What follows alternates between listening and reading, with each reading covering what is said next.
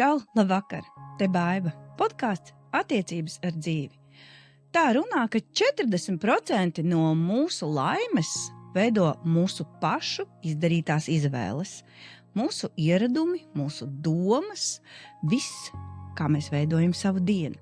Reizēm tas ir ļoti biedējoši, bet reizēm, man liekas, ārkārtīgi atbrīvojoši. Jo tu pats esi savas laimes kalējs. Jā, es turpinu meklēt, kur dzīvo laime, kur dzīvo engurnieku laime, un šovakar pie manis ciemos ir skolotāji. Skolotāji, profesija, kas vien jau man liek ar tādu cieņu skatīties uz to cilvēku un domāt, kādam spēkam un kādai jaudai ir jābūt ikdienā, lai smaidītu un piepildītu savu dienu ar milzīgi daudz labestības, mīlestības un vēl dotu to bērniem. Labvakar, Grieta! Labvakar! Tāds garš ievads, bet man tiešām tā ir. Es jaunus cilvēkus satieku reti, kuri saka, ka viņi ir skolotāji. Ko tu teiksi? Man tu esi pietiekoši jauna un jau šajā profesijā diezgan pastrādājusi. Jā, droši vien skatoties, es nezinu statistiku, protams, bet jā, tie jaunie ir mazāk nekā tie pārējie, un uz darbs noteikti, ka nav viegls, bet ir nenormāli piepildošs, un tas ievadiņš, ko tu minēji par tiem 40%, tas tiešām ir par mani, jo tās izvēles es izdaru, to, ko esmu izlēmusi, es izdaru, un reizēm es varbūt pamaz pajotāju līdz cilvēkiem, bet es izdaru un es esmu laimīga. Un es nezinu, ko teikt citi par to, kas man ir līdzās, bet tas ir ļoti svarīgi, kad ir jādzīvo tā sava dzīve, jo mēs tikai vienreiz dzīvojam. Tieši tā. Un es parasti saviem viesiem vispirms lūdzu izskaidrot, pamatot, apstāstīt, lai skatītāji zina tavu saistību ar ēnguri. Jo es vairāk, kā jau tu dzirdēji, meklēju to mūsu apvidus laimes formulu, ja? Un tad mēs iesim tālāk. Tieši man interesē tavs sajūtas jau pēc tam skolotājs ikdiena un tā nebeidzamā jauda mīlestība, kur tu to rodi. Sāc ar ēnguri. Jā, es esmu dzīmusi, augusi 10 kilometrus no ēnguras, tas īstenībā ir tepat, Rideļos, Rideļdzirnavās, bet tā saistība ar ēnguri, noteikti tāda ciešākā bija no pirmās klases, kad es sāku mācīties ēnguras vidusskolā. Jā, tie ir 12 gadi ēnguras vidusskolā, tā ir ikdiena ēngurē, kā saka, kur tu mācies, un tur pat aiziet lielākā daļas dzīves. Arī šobrīd ir tā, kad es tur, kur ir mājas, guļu un pēdu vakariņas, lielākā daļa dzīves aiziet ēngurē. Arī vīrs ir no ēnguras, un principā tā kā jā, ļoti, ļoti cieši, un jau no saniem, jo lielākā daļa dzīves ir saistīta ar ēnguri. Ļoti labi, ļoti labi. Un es jau varu uzreiz piebilst, tu dzīvo tur tajās foršajās Rideļdzirnavās, kur ir tās garšīgās pankūkas. Tieši tā. Vai tu pati piedalies arī tajās pankūkās? Piedalies jau, man liekas.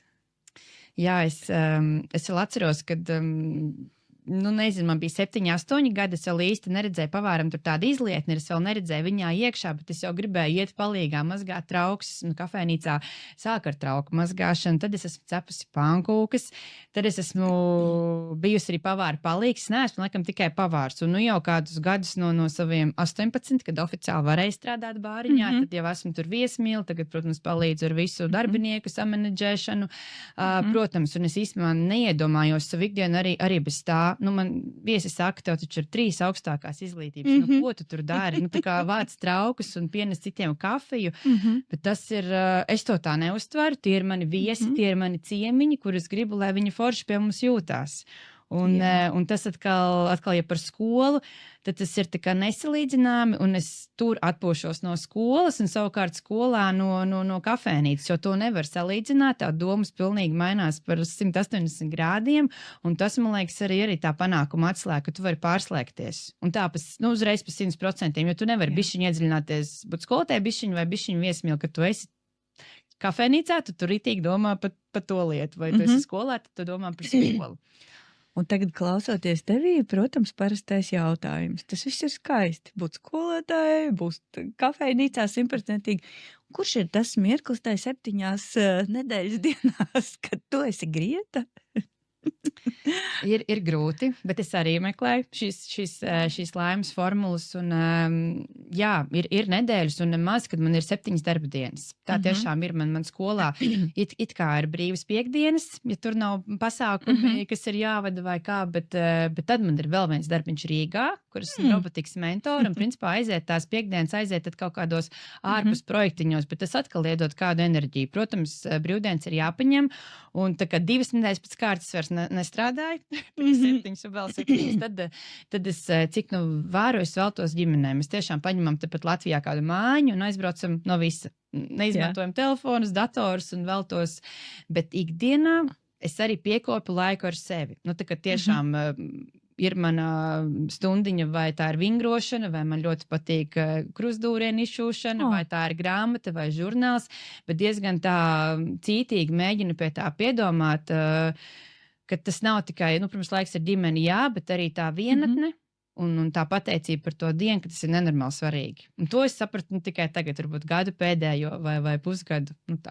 Aha, tā tad arī tu esi nonākusi līdz tai savai apzinātībai, tā teikt, un sāc pievērst uzmanību, teiksim, šīm lietām būt šeit un tagad, un izbaudīt mirkļus, kā teikt, ja? Noķert pati sevi aiz astes. Tātad tu minēji, tev ir 3 augstākās izglītības. Jā. Principā tu esi mācījusies, un varbūt arī tagad vēl mācies. Vēl nē, bet jau ir tā, ka kādu laiku neesmu mācījusies, un varbūt atkal kaut kas jāsāk, jo man liekas, šis nekad nebeidzās. Jo visu laiku taču kaut kas mainās un iet uz priekšu.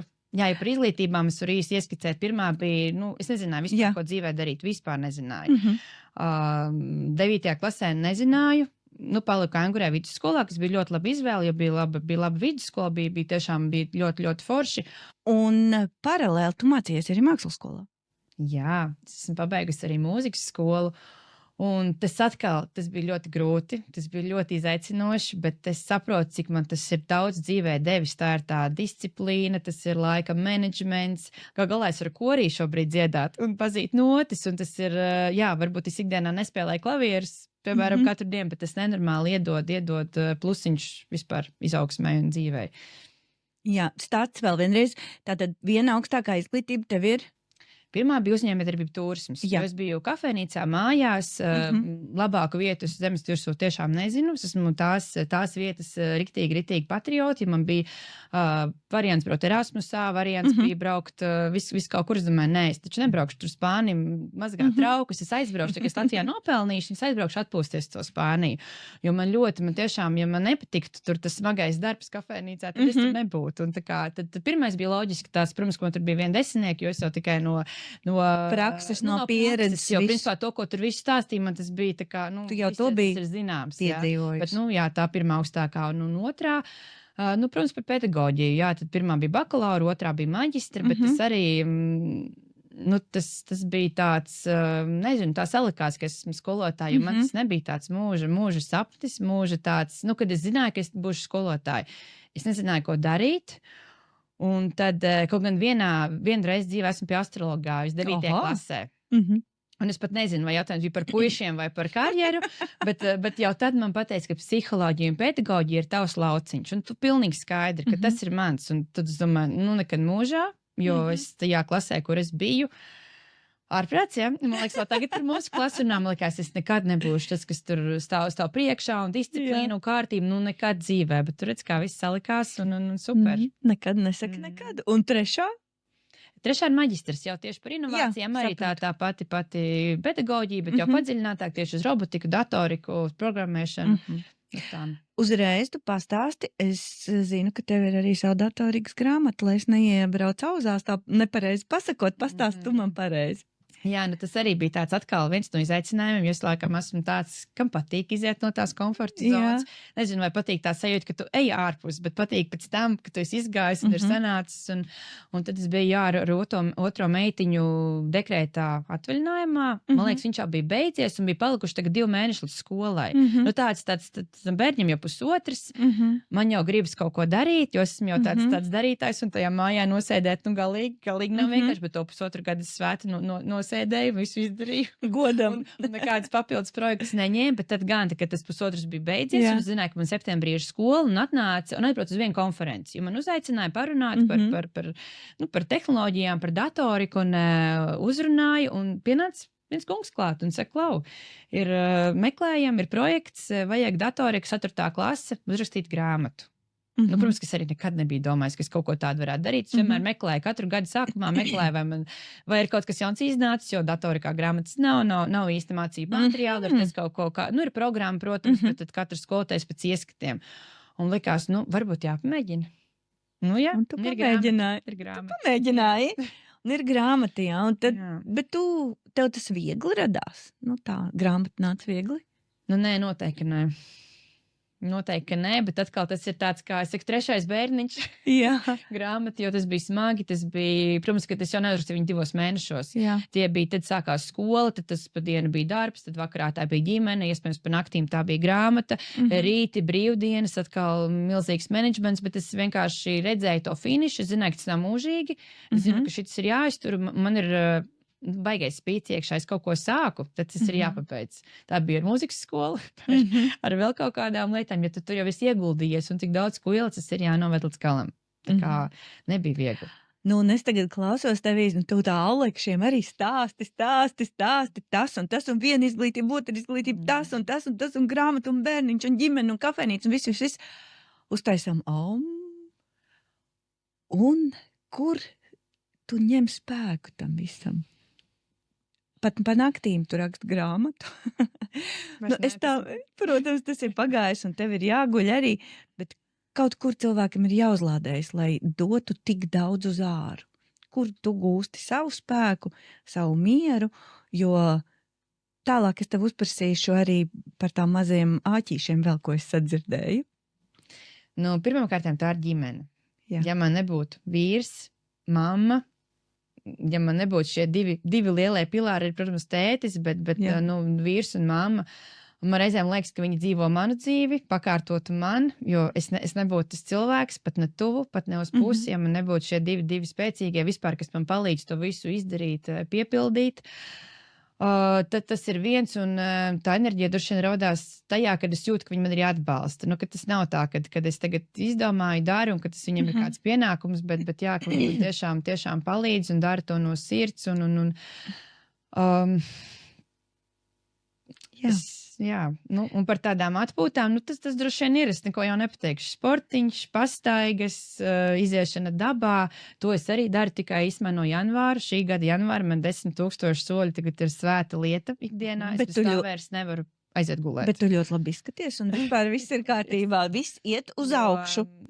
Tas tā ir, jo es vienkārši, es pilnīgi jūtu, ka nav tie 10 iziet, protams, varbūt arī vairāk, bet es tev iedod tādu mieru iziet tur pie saviem dzirnavām, gar ezeru, aiziet uz mežu, izstaigāt, tiešām, nezinu, tagad mājpuķītes ceriņi, ja man nav tā stundiņa ar sevi, ka tu nevar to dienu salikt tā kā pa plauktiņam vai vienkārši izveidināt galvu, tad nebūs labi.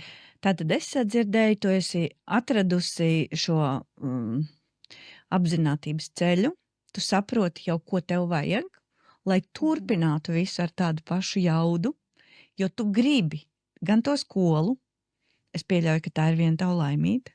Protams, jā. Tu gribi arī šo kafejnīcas darbu, šo ģimenes sajūtu, ko jūs tur dabonat, otru laimīti. Protams, jā. Bet tam visam ir vajadzīga apakšā jauda, un tikai apzinoties to visu, kā tu vari sevi atkal uzlādēt, sadarbībā ar tiem taviem tuvajiem cilvēkiem, tu ej un piepildies. Es pareizi saprotu. Protams, tas iedod, man teikšu atklāti, ja nav ko slēpt, māja vidū man likās ārprāts. Šitas viss tā kā ir pa daudz, viss ir pa daudz, kaut ko daram, mainam, viss ir slikti.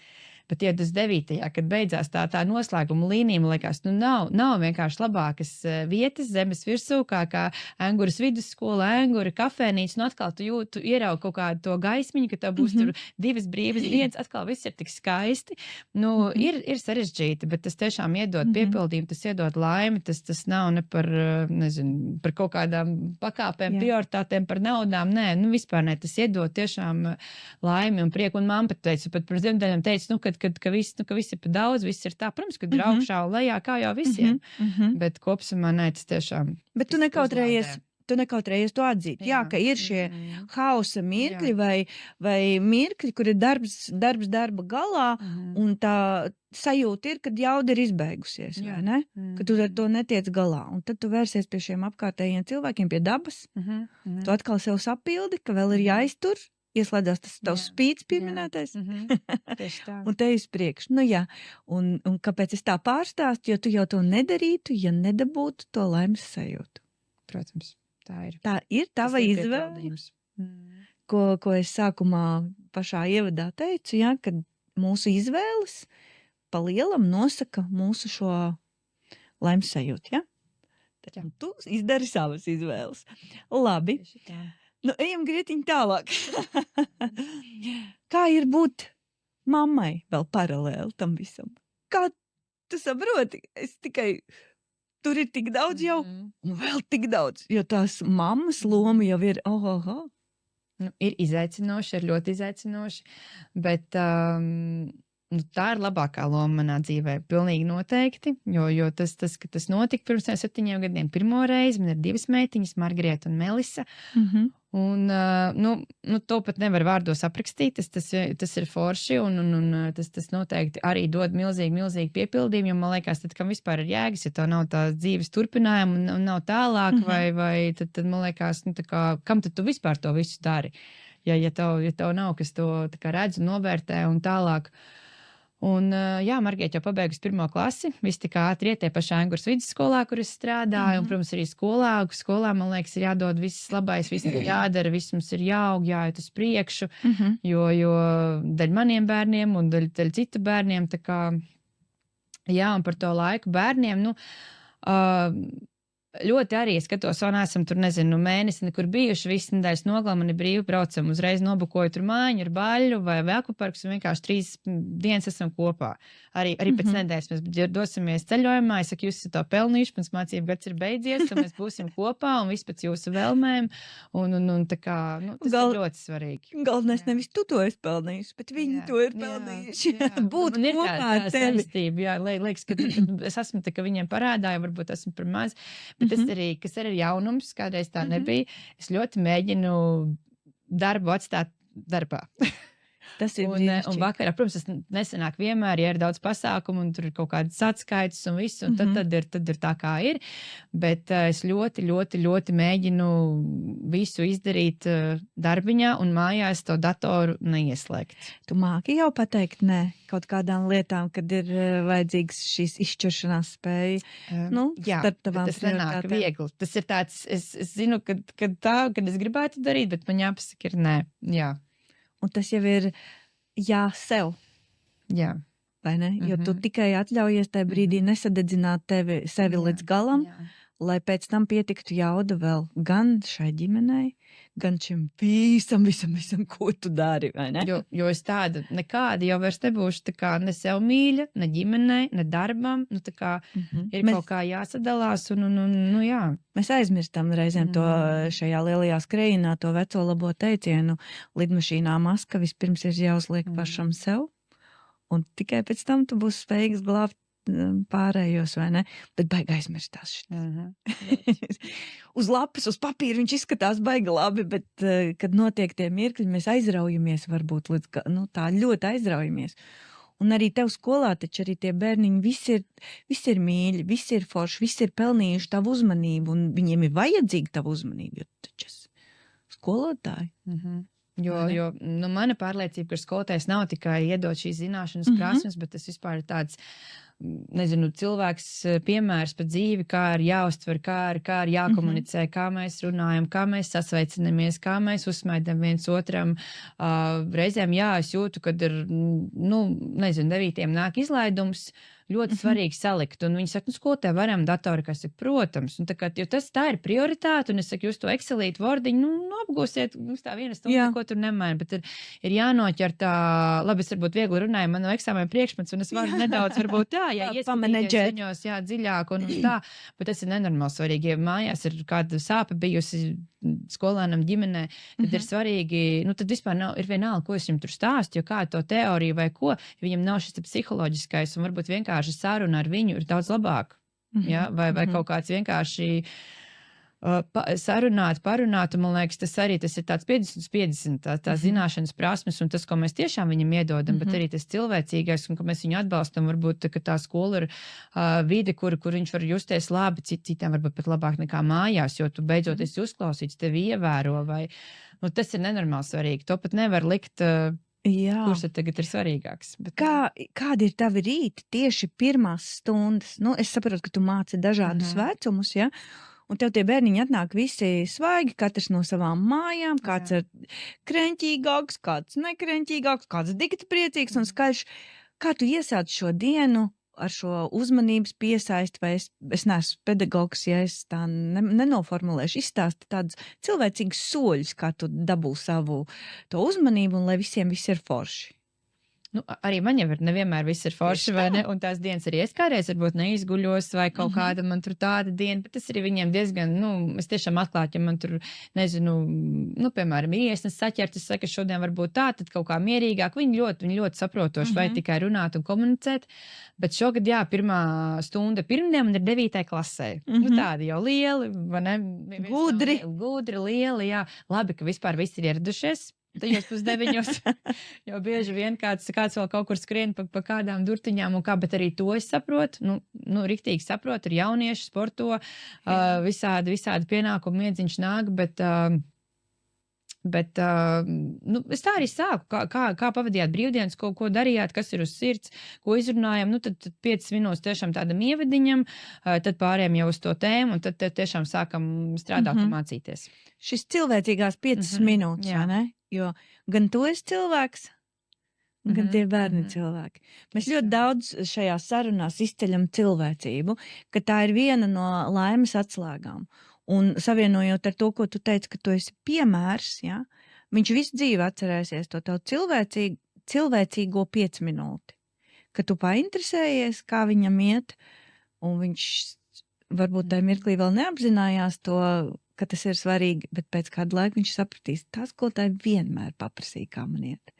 Un es... Vienmēr tas tāds skaļš vārds, bet tiešām es ļoti redzu, ka kaut kas tam skolēnam nav. Tad es gribu ar viņu parunāt. Man arī tagad audzināmā klase 10. Pirmo gadu esmu audzinātāji.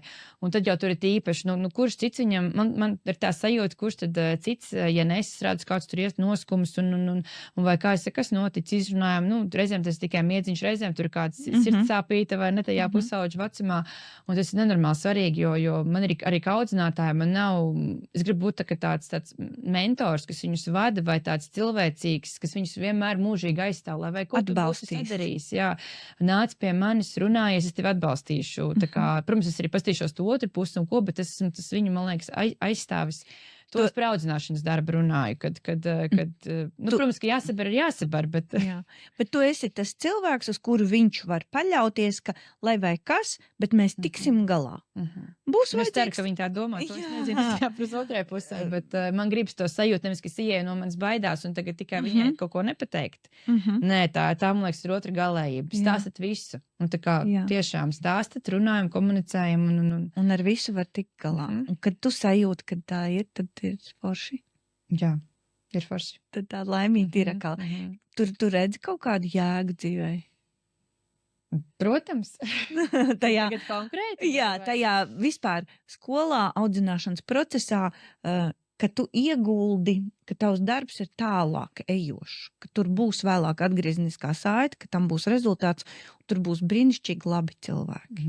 Protams, es katru dienu eju uz skolu un es domāju, ka es veidoju nākošo Latvijas sabiedrību, kas mums šeit Latvijā viņi būs, viņi dzīvos, strādās, veidos ģimenes, un tāpēc es saku ar to savu piemēru, ir jārāda, protams, katram jau pašam liekas, ka viņš ir baigais piemērs un baigi labi.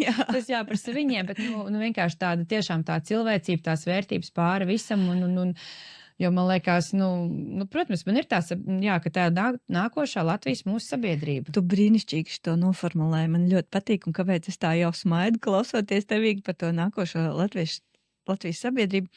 Tu jau zini, kā mums ir, palasot sociālos tīklos komentārus un vispār viss ir slikti un politiķis viss zākā. Tad man nelaiķi tētim bija tāds teiciens, ko jūs zākājat? Viņš īpaši uz skolotājiem teica, jūs viņus tāds izaudzinājāt. Bet, protams, tur jau nav skolotāji vienīgi, tur ir mēs ģimenēs. Mēs audzinam katrs šo nākošo sabiedrības daļu, ja? Un viņi izaug tādi, kādus mēs viņi visus kopīgi izaudzinam. Ģimenēs, skolā, pulciņos un tā tālāk. Un ja nebūs šie piemēri, viņi arī nebūs. Vai ne? Un ja mēs vairāk iekļausim to cilvēcību, būs šie piemēri, kur skatīties. Tas ir mans domas. Es reizēm esmu varbūt naiva, utopiska, ja es stāstu, ja es būšu laimīga, tad man ģimene būs laimīga. Ja man ģimene būs laimīga, tad tur atkal viņu kopienas būs laimīgs, ja mazāk kopiena būs laimīga, viss ciems būs laimīgs un tā tālāk. Un tad mēs smaidām par šo skaisto sapni. Bet es ļoti sen lasīju kādu grāmatu amerikāņu, kā Cāļu zuptu veselē, kad viņas tikko sāk iznākt, un tas viens stāsts man ir iespiedies vienmēr atmiņā.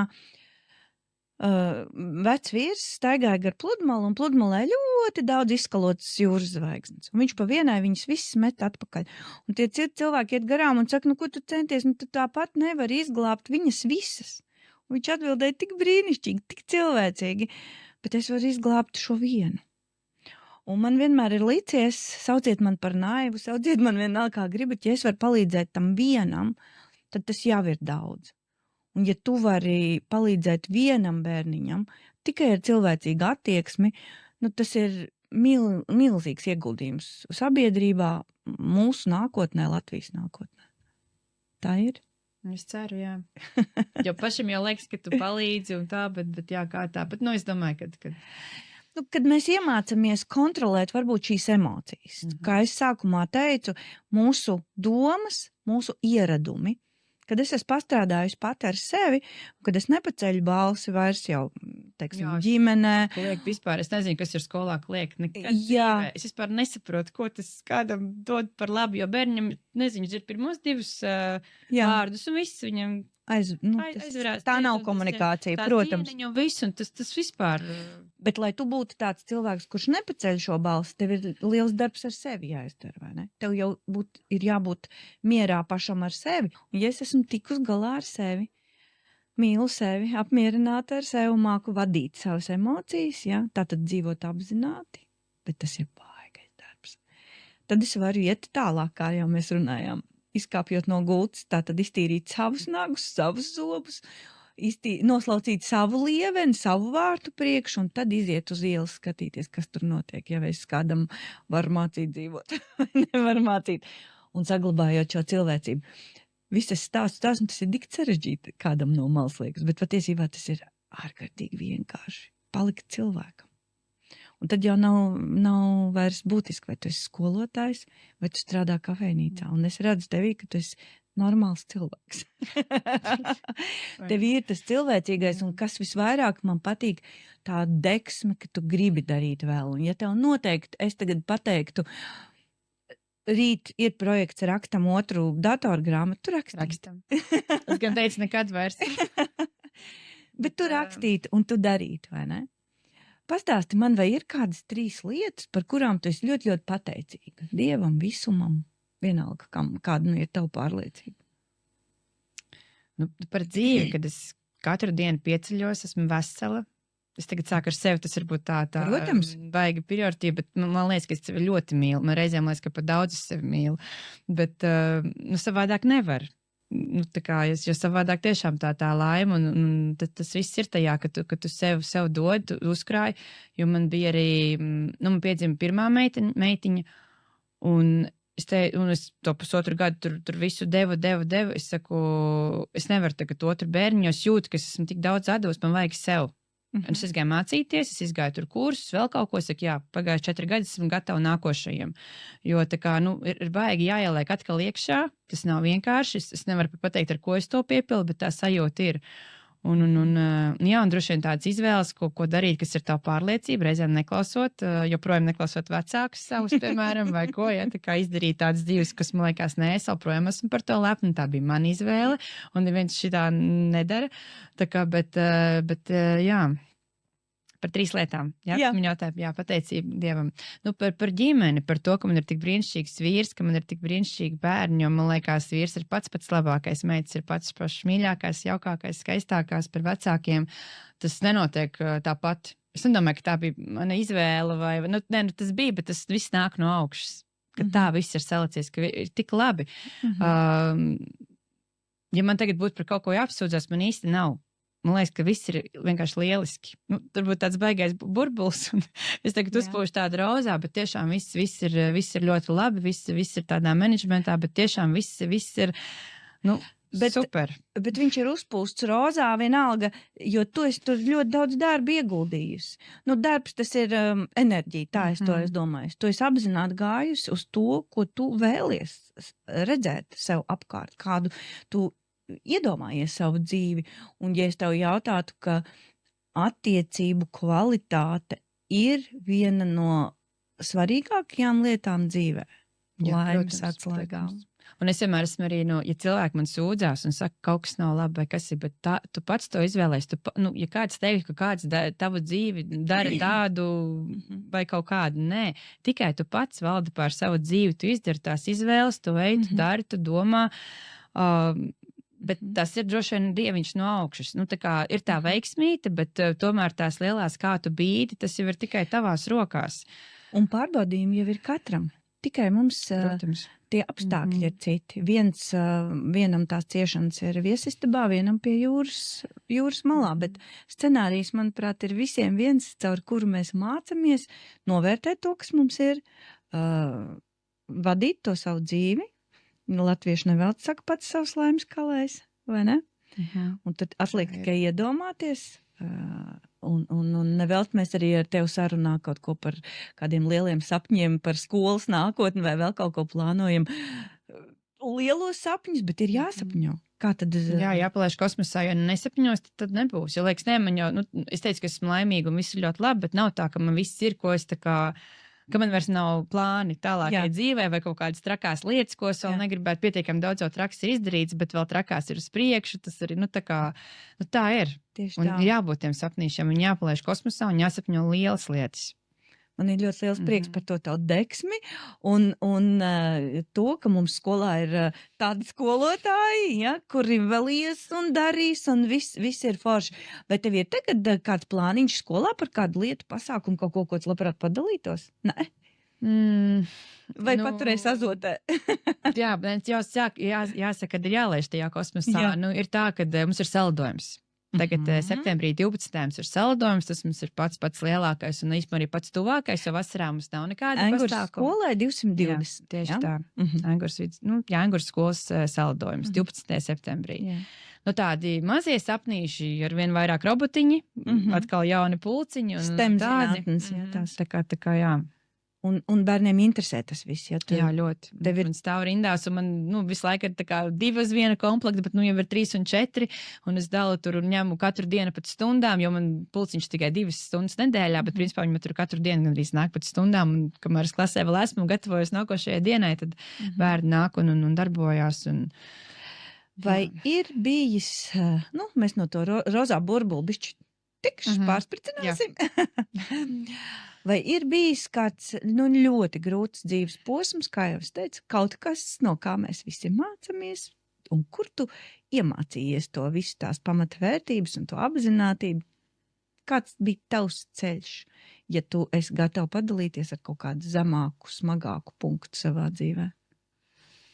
Tāda konkrēti viena ir grūti, bet nav tā, ka es neraudu. Arī man ir naktis, kad tu raudi, vai visi kā ir par daudz, vai iespējams arī attiecībās, vai ne, tas tā kā, reizēm saslēdzās vai nav, un tad liekas, un tad izsadot bērniem, un tas viens arī no maniem sapņiem ir, kad laiks divatā ar vīru, tas ir riktīgi jāieliek, jo tagad jau ir labāk, varbūt nekā bija, mums ar vīri jau ir no maniem 17, un tagad man jau ir pār 30, tad iedomājieties, ja tas arī ir laiks. Ir bijis arī tādi zemāki punkti, ka tu vispār neatrod to laiku, jo tu atdod visu laiku kādam citam. Tad tagad jau ir daudz labāk, jo mēs apzināmies sarunas, laiks divatā, ka tas ir ļoti svarīgi. Tā kā, Bet tas viss ir bet tas ir tik superīgi, kad es biju tie zemākajā punktā, kad mēs tomēr nesalūzām un gājām uz priekšu, jo tādai ilgtspēja un uz priekšu un visu, un es vienkārši domāju tagad, cik labi toreiz tas viss tā beidzās, un mēs neaizgājām katrs uz savu pusi, jo,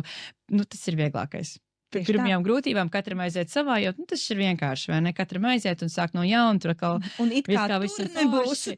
Jā, bet nē, tagad vienkārši paldies Dieviņam, kad arī toreiz viņš stāvēja klāt, un viss ir kārtībā un salikās, un ir tiešām. Bet tas bija jūsu ceļš, tas bija jūsu mācības, un šobrīd uz to var paskatīties kā uz milzu ieguvumu. Ka tas ir jūs tikai bagātinājis un stiprinājis. Vai ne? Tā ir. Divreiz, ja ne divreiz, tad 10 reizes viss ir stiprāk, foršāk un jaukāk. Un tiešām. Jo daudz reiz jau mēs neredzam. Tas ir darbs. Tā kā parunāt, pat ne darbs, bet tas ir jāieliek. Tagad mēs aizbraucam tur divatā, vai mēs parunājam, vai kā, tas tā nerodas. Tas viss tikai iemācīja tajā kalendārā, tajā lielā skrējienā, atrast vietu, mēs arī tā daram.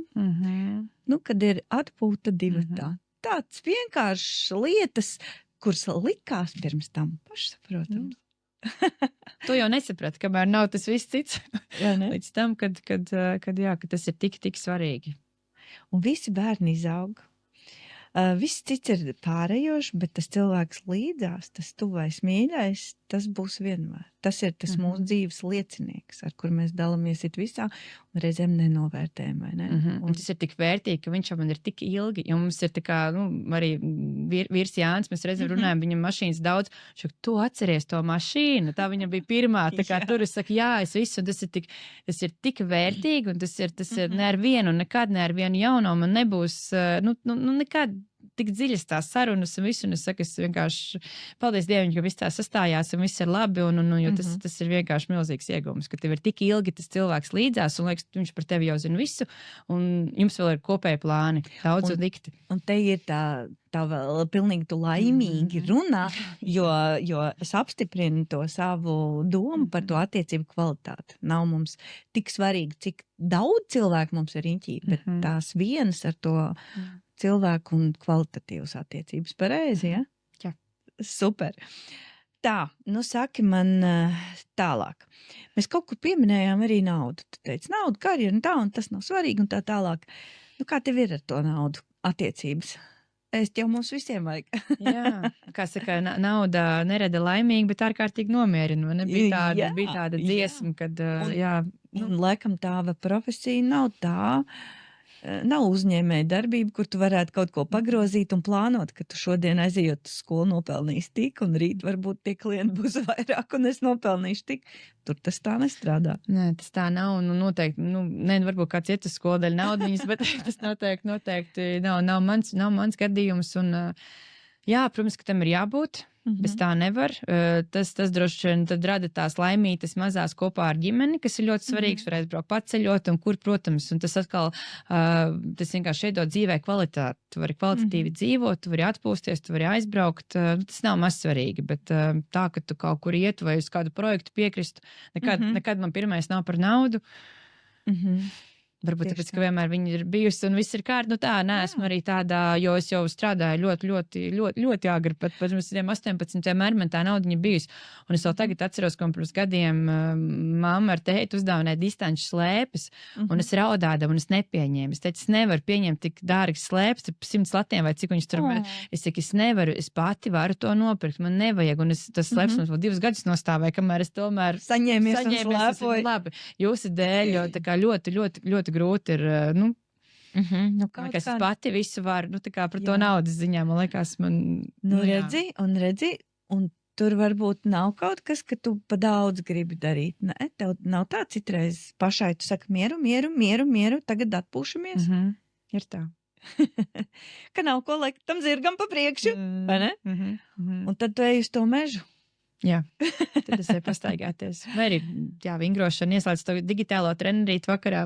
Jā. Un mājās pavingroju, un tas arī laiks ir sev un Es pēc svarīgi. sevis tev tā, es tā bišķi redzu, kad tās, kaut kur man arī bišķiņi ir tā gribējies vienmēr tā jaunībā skriet, un tad liekas, ka visi netiek līdzi, un kas jūs nevarat, un aiziet, un saņemamies, un tā tālāk.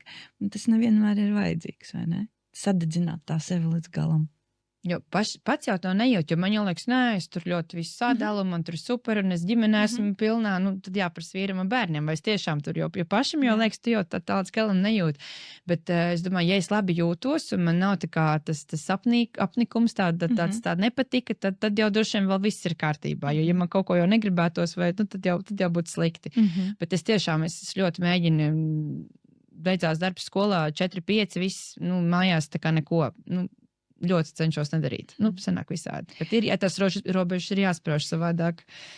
Bet vienalga man tās tavas attiecības ar dzīvi liekas tā diezgan straujas. Jā, vai ne? Man patīk. un tu to laimi tā ķer vienā lietā, otrā, trešā aiz astes. Un kamēr ir tā duka, arī gribās to darīt, vai ne? Superīgi, Grieta. Man prieks, ka tev pietiek šī jauda un pietiek atbalstītāji tavā komandā, kas tev ļauj šo darīt. Ja man būtu burju nūjiņa, ja es būtu feja, kā gribētos, mazām meitnēm visām gribējās būt fejām, es tagad atceros savu bērnību, un es varētu kaut ko mainīt uz tādu abrakadabra, jā, tavā dzīvē iepriekšējā līdz šim visam, kas ir bijis. Tu gribētu kaut ko mainīt? Nē, neko.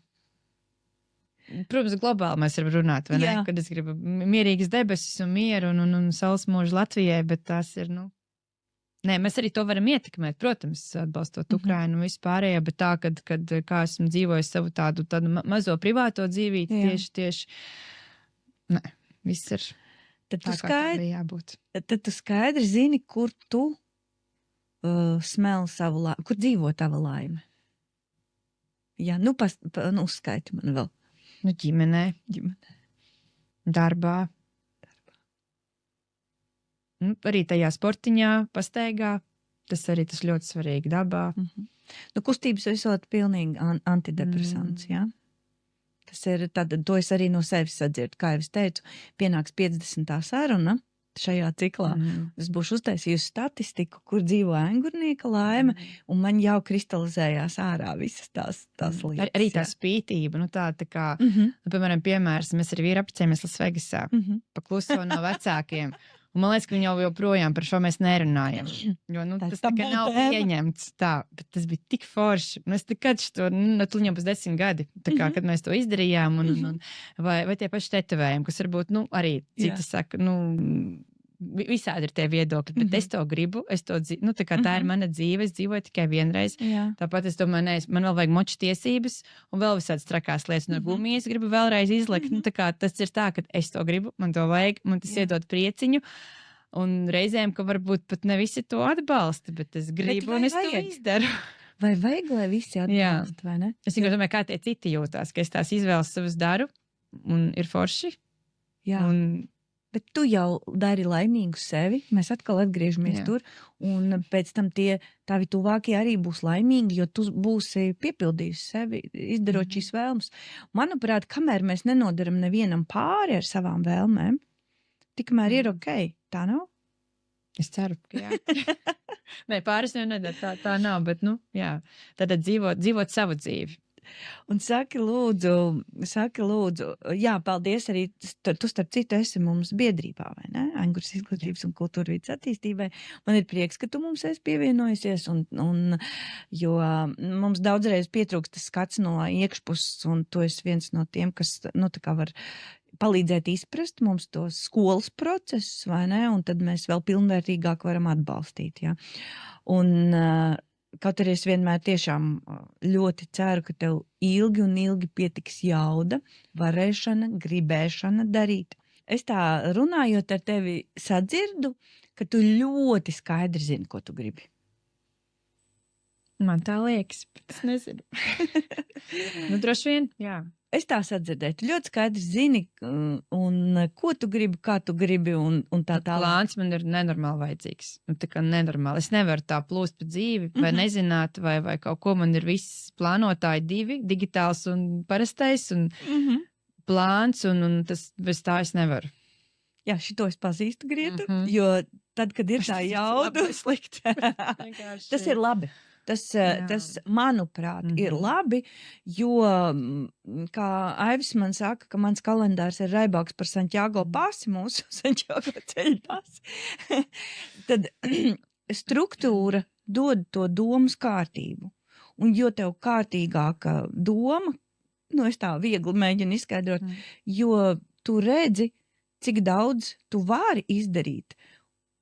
Un kas vēl labāk, tur ir tie tukšie logi. Un tad tu esi gatava lekt iekšā vēl visādos projektos, jo tukši logi taču nevar palikt, vai ne? Protams, es humoram, un tāpēc arī tos tukšos logus mēs arī cenšamies ģimenē aizpildīt ar vārdiem lieliem burtiem atpūta, un vēl kaut kas. Un nav jau tā, ka mēs izlasam teoriju kaut kur, kā vajadzētu, vai kā justies laimīgam, un tagad mēs visi mākam to darīt. Nav jau. Dzīve ir dzīve. Katram sava. Nevar iedot otram pateikt, kas dara tev, nedarēs citam. Tieši tā, bet kaut kādas tās pamatlietas es tomēr sadzirdu visiem kopīgas pamatlietas. Nu, tās ir tās attiecības, tas ir izkustēšanās, tā ir daba. To jau es esmu izkristalizējusi tā daudz maz, ja? Un attiecības pagaidām ir pāri visam.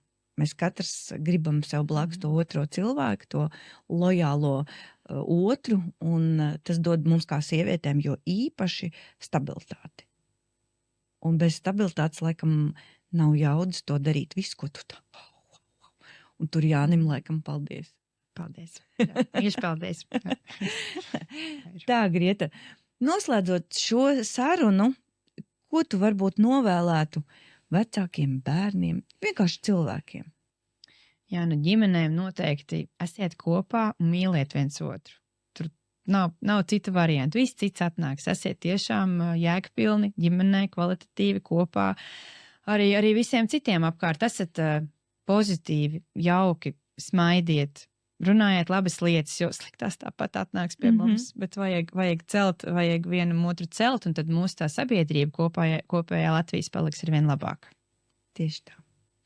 Un te mēs saprotam, ka ja mēs atmetam visu lieko, jebkura situācija paliek mūsu izvēle, mēs kaļam to savu laimi. Tā taču ir. Un ja kādreiz arī saka, ka mēs tur dzīvojam kaut kādā savā laimes burbulī, mēs paši viņu esam radījuši, tas ir mūsu burbulis, un turpinam kaltu, vai ne? Paldies tev, Grieta, ka tu atnāc pie mums, un es tiešām tev vēlu milzīgu entuziasmu saglabāt to tev jaudu, neļaut nevienai atnākošai situācijai to sabojāt, palikt tikpat stiprai un gribēt audzināt jauno Latvijas sabiedrību cilvēcīgu. Vai ne? Paldies tev, un paldies jums, ka klausījāties. Šodien pie mums bija skolotāja Grieta Veinberga no Engures vidusskolas. Jaudīga dāma, kurā turpina būt jauka, būt mīļa, būt forša skolotāja, kas ir ne tā vieglākā profesija mūsdienās. Paldies jums visiem un uz tikšanos jau nākamās sarunās.